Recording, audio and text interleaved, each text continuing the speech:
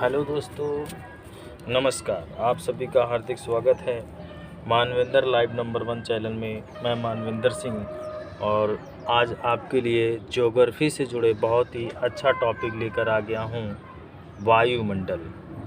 तो सर्वप्रथम समझते हैं बारी बारी से ये वायुमंडल और पृथ्वी में कितने प्रकार के मंडल पाए जाते हैं, तो उनको समझते हैं बारी बारी से। सर्वप्रथम पृथ्वी में 3 चीज़ें पाई जाती हैं। नंबर 1 जलमंडल,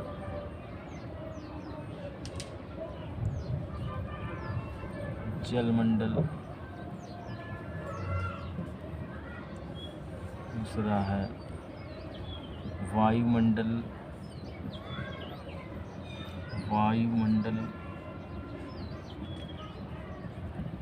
और तीसरा जो मंडल है वो है स्थल मंडल।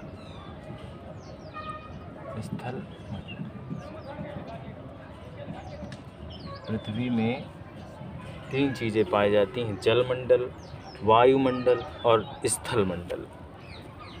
अब ये जो मध्य वाला मंडल है इसको हम जैव मंडल कहते हैं। जैव मंडल में ही जीवन पाया जाता है। ये पृथ्वी का सबसे महत्वपूर्ण मंडल होता है जिसमें जीवन और घटना संबंधी जो भी घटनाएं, मतलब प्राकृतिक घटनाएं जो भी घटित होती हैं वो सब जैव मंडल में ही घटित होता है। तो स्पेशली आज हम लोग ये समझेंगे वायुमंडल क्या होता है। तो वायुमंडल आइए समझते हैं। सर्वप्रथम वायुमंडल की परिभाषा क्या होती है। पृथ्वी पर गैसों का घिरा हुआ आवरण, सम्मिलित गैसों का, जो गैसें होती हैं ढेर सारी, मतलब पृथ्वी में गैसों का घिरा हुआ आवरण वायुमंडल कहलाता है। तो पृथ्वी में लगभग कितने प्रकार की गैसें होती हैं वो समझते हैं। नंबर 1 जैसे नाइट्रोजन,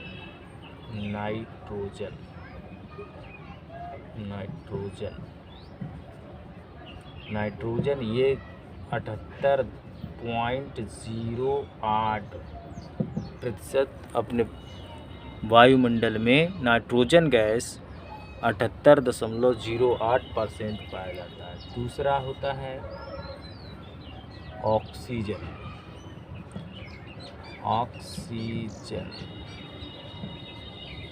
ऑक्सीजन स्पेशली 20.93% पाया जाता है और किताबों में दिया जाता है लगभग 21% ऑक्सीजन। तीसरा है आर्गन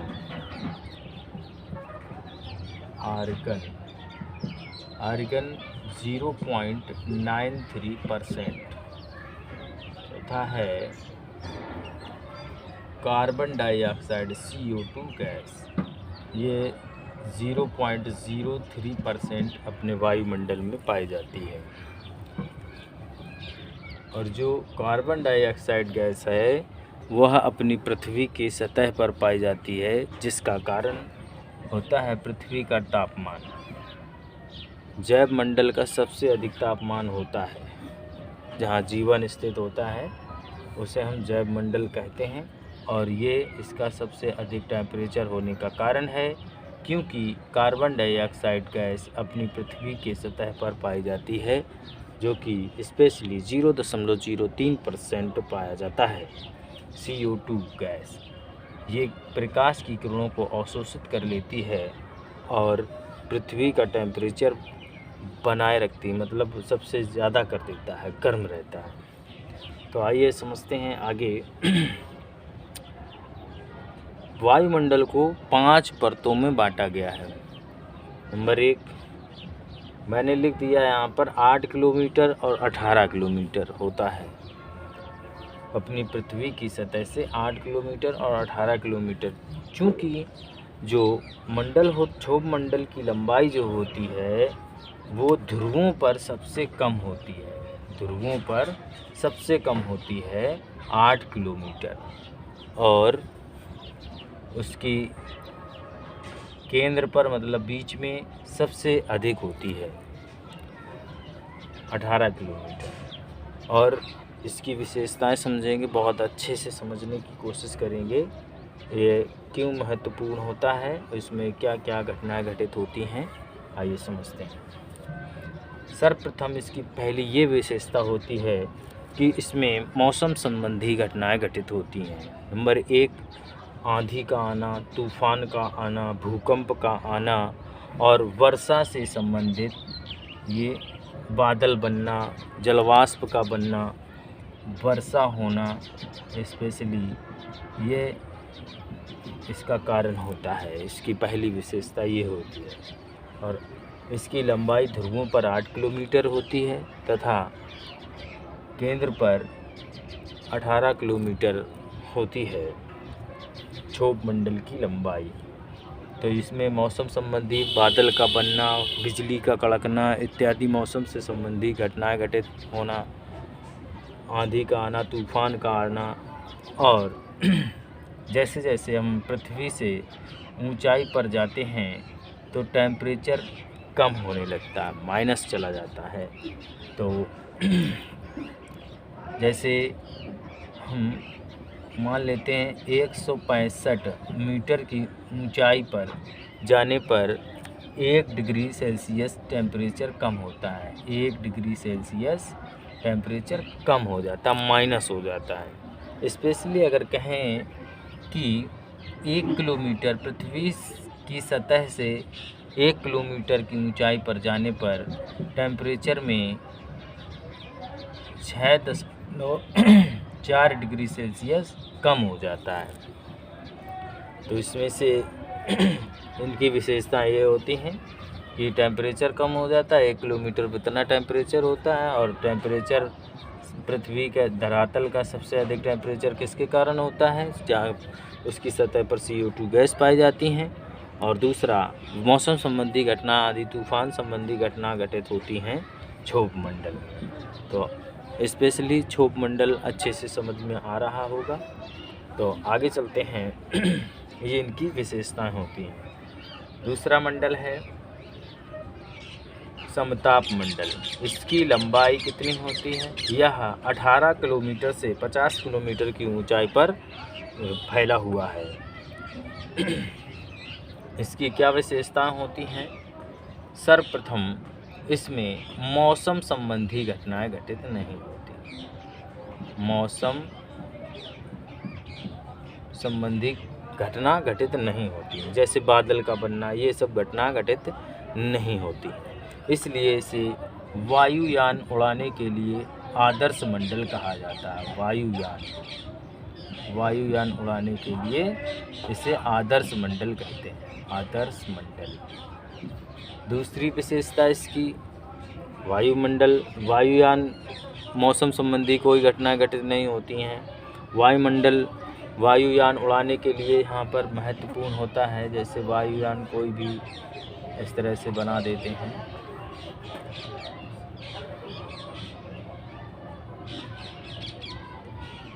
वायुयान उड़ाने के लिए यहीं पर हवाई जहाज़ उड़ते हैं समताप मंडल में ही, जिसकी लंबाई 18 से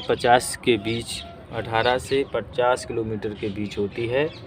और दूसरा, इसमें सर्वाधिक मात्रा में ओजोन गैस पाई जाती है। ओजोन गैस मतलब भारी मात्रा में ऑक्सीजन।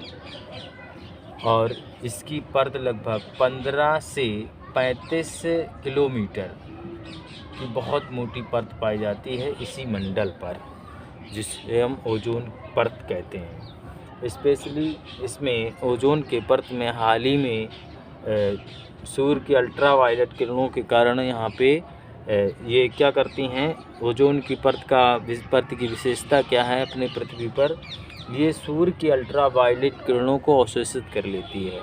और हाल ही में इसमें पता चला है कि होल हो गया है, इस ओजोन की परत में बहुत बड़े बड़े होल हो गए हैं, इसलिए 16 सितंबर को ओजोन दिवस मनाया जाता है। 16 सितंबर को ओजोन दिवस मनाया जाता है। दूसरा, ओजोन गैस ओजोन की परत में छेद होने का कारण क्या होता है? क्लोरोफ्लोरोकार्बन। इसके कारण अपनी ओजोन की परत में बहुत हॉल हो गए हैं। इस वजह से 16 सितंबर को ओजोन की परत बचाओ दिवस मनाया जाता है। यही इनकी विशेषता होती हैं समताप मंडल पे। आइए आगे चलते हैं। मध्य मंडल की विशेषता क्या होती है? इसमें लगभग ऊपर वाली परत में यहाँ पर सबसे कम लगभग 100 डिग्री माइनस में टेम्परेचर चला जाता है। सबसे महत्वपूर्ण विशेषता है कि इस पर मध्य मंडल में ऊपरी सतह पर सबसे कम टेम्परेचर -100 डिग्री सेल्सियस से भी नीचे चला जाता 100 डिग्री सेल्सियस नीचे चला जाता है। और दूसरा क्या होता है? उल्का संबंधी जो भी घटनाएं घटित होती हैं, उल्का संबंधी, जिसे हम पुच्छल तारा के नाम से जानते हैं, जिसे टूटता हुआ तारा कहते हैं। ये स्पेशली जब घर में धूल के कणों में घर्षण होता है तो हमें जलते हुए दिखाई देते हैं और अचानक इसी मंडल में आकर समाप्त हो जाते हैं। इसलिए इसका ये मंडल बहुत ही महत्वपूर्ण है। उल्का संबंधी जो घटनाएं घटित होती हैं वो मध्य मंडल पे ही समाप्त हो जाते हैं। आगे चलते हैं। बस यही 2 पॉइंट हैं इसमें। और आयन मंडल क्या होते हैं? स्पेशली आयन मंडल, और ये मध्य मंडल की लंबाई 50 किलोमीटर से 80 किलोमीटर के मध्य होती है। ये याद रखिएगा, बहुत ही एग्ज़ाम में पूछे जाते हैं। और दूसरा है अपना आयन मंडल। इनको याद करने का तरीका क्या है? मध्य को याद कर लेंगे, मध्य के नीचे समताप क्षोभ, मध्य के ऊपर आयन बाह। तो आयन मंडल इसकी क्या विशेषताएं होती हैं? आयन मंडल की विशेषता यह होती है कि इसमें रेडियो एक्टिव तरंगें छोड़ी जाती हैं, जैसे जिससे नेटवर्क वगैरह और टीवी वगैरह चलाते हैं। रेडियो एक्टिव तरंगें ये आयन मंडल पे ही जा करके पृथ्वी से छोड़ी जाती हैं। इस तरह से आयन मंडल से टकराने के बाद यह अपने पृथ्वी पर चारों ओर फैल जाते हैं, जिसके कारण हम नेटवर्क वगैरह प्रयोग करते हैं और टेलीविज़न भी प्रयोग करते हैं। ये इस वजह से इसकी महत्वपूर्ण एक ही विशेषता होती है आयन मंडल की, ये रेडियो एक्टिव तरंगों को बाहर नहीं जाने देती हैं, अपनी पृथ्वी पर चारों ओर फैला देते हैं। आइए आगे चलते हैं। बाह्य मंडल। आयन मंडल की लंबाई 80 किलोमीटर से 640 किलोमीटर के मध्य होती है आयन मंडल की लंबाई। आगे चलते हैं। बाह्य मंडल। बाह्य मंडल, इसकी कोई सीमा, कोई लिमिट नहीं है, क्योंकि इसका कोई भी कहीं पर भी जिक्र नहीं किया गया है कि इसकी कोई बाह्य मंडल की कोई सीमा नहीं है, अनलिमिटेड है ये। और दूसरा, इसमें सबसे हल्की गैसें पाई जाती हैं।